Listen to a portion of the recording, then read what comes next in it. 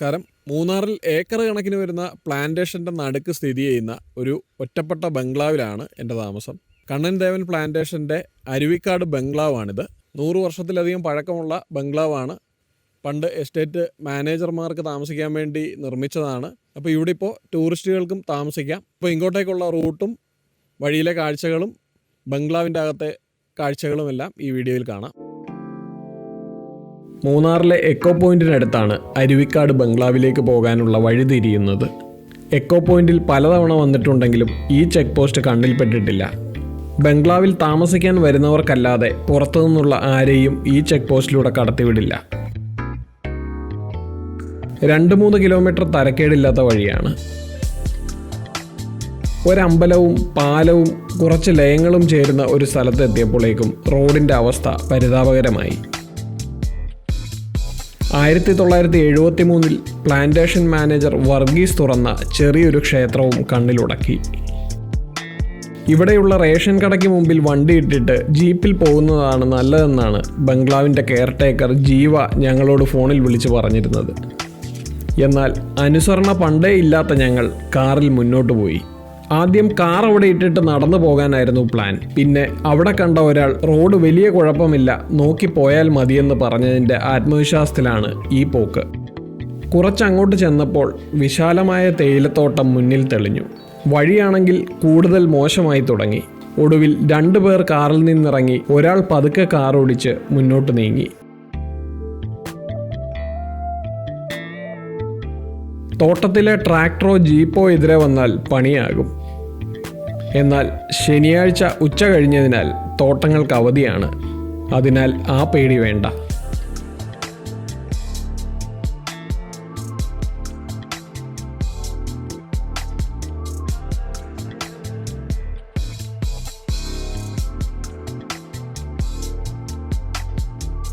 ഏതാണ്ട് 2-3 കിലോമീറ്റർ കഴിഞ്ഞെന്ന് തോന്നുന്നു.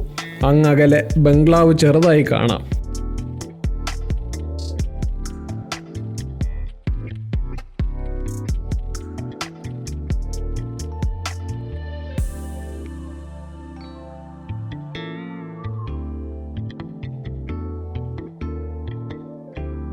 പണിക്കാർക്ക് വിശ്രമിക്കാനുള്ള ഈ ഷെഡ് കഴിയുന്നതോടെ ബംഗ്ലാവിലേക്ക് എത്തിച്ചേരുകയായി.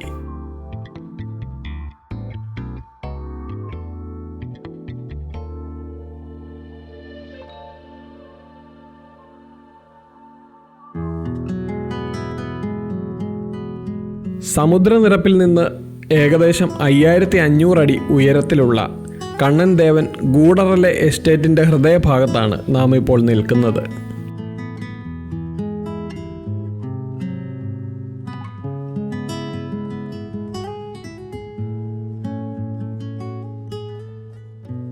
തേയിലത്തോട്ടത്താൽ ചുറ്റപ്പെട്ട അരുവിക്കാട് ബംഗ്ലാവ്.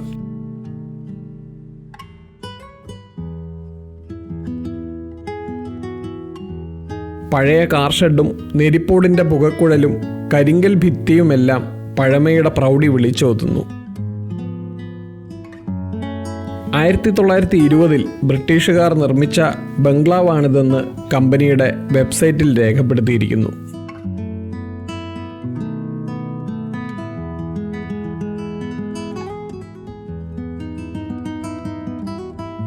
വലിയ അണിയിച്ചൊരുക്കലുകളൊന്നും ഇല്ലാത്ത കെട്ടിടമാണ്. എന്നാൽ പഴമയുടെ പ്രൗഢി എങ്ങും തങ്ങി നിൽക്കുന്നതായി അനുഭവപ്പെടും.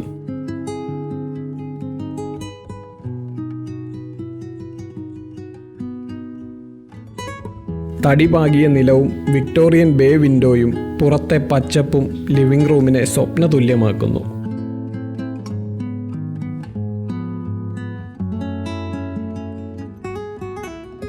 വിശാലമായ 2 ബെഡ്റൂമുകളുണ്ട്. വലിയ ഡ്രസ്സിംഗ് റൂമോട് കൂടിയ ബാത്റൂമിനും പഴമയുടെ ഭംഗി ആവോളമുണ്ട്.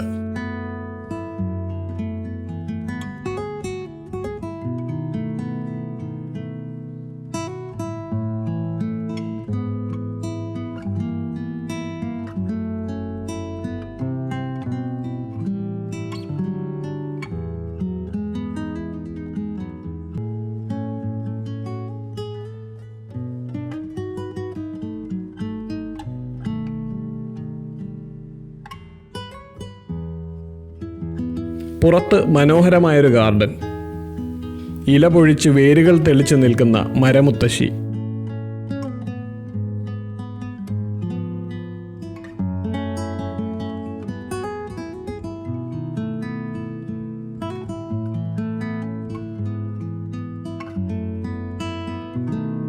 ഇതിനൊപ്പം തണുത്ത കാറ്റും കിളികളുടെ കലപിലയും ചേരുമ്പോൾ 5 സ്റ്റാർ ഹോട്ടലിന് തരാൻ സാധിക്കാത്ത ഫീലായി മാറുകയാണ് അരുവിക്കാട് ബംഗ്ലാവ്.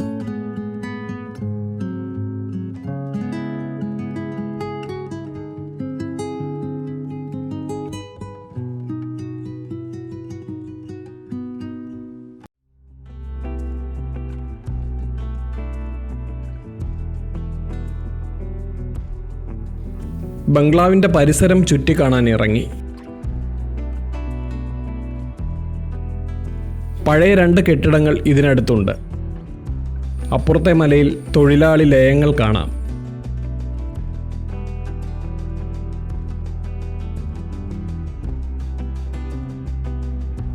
തേയില സൂക്ഷിക്കാനും മറ്റുമുള്ള കെട്ടിടങ്ങളായിരിക്കാം ഇവ.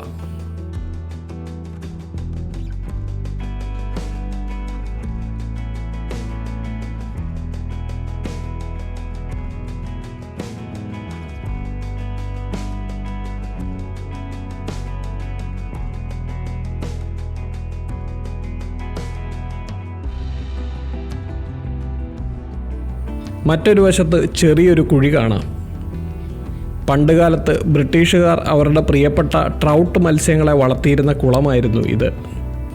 ഇന്നും മൂന്നാറിലെ എസ്റ്റേറ്റുകൾക്കുള്ളിൽ ട്രൗട്ട് മത്സ്യങ്ങളെ വളർത്തുന്ന കുളങ്ങളുണ്ട്. കുളത്തിൻ്റെ സമീപത്ത് കണ്ട മാനിൻ്റെ കൊമ്പും തലയോട്ടിയുമെല്ലാം പ്രദേശത്തെ വന്യജീവി സാന്നിധ്യത്തെ സൂചിപ്പിക്കുന്നു.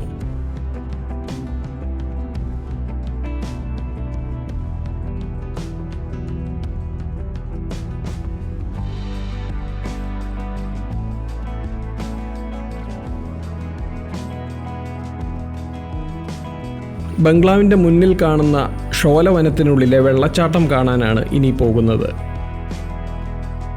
മലയണ്ണാനെയും കേഴമാനിനെയും കണ്ട് കാടിനുള്ളിലെ ചെറുവെള്ളച്ചാട്ടത്തിനടുത്തെത്തി.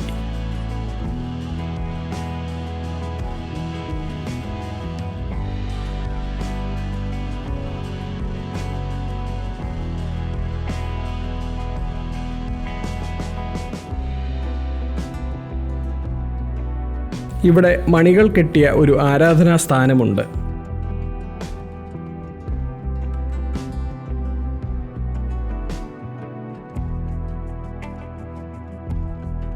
ഐസ് പോലെയുള്ള വെള്ളത്തിൽ കുളിച്ച് സന്ധ്യയോടെ തിരിച്ച് ഞങ്ങൾ ബംഗ്ലാവിൽ കയറി. മലയിറങ്ങി വരുന്ന മഞ്ഞിനൊപ്പം ഇരുൾ മൂടിയ അരുവിക്കാട് ബംഗ്ലാവിൽ അങ്ങനെ മറക്കാനാവാത്ത ഒരു രാത്രിവാസം.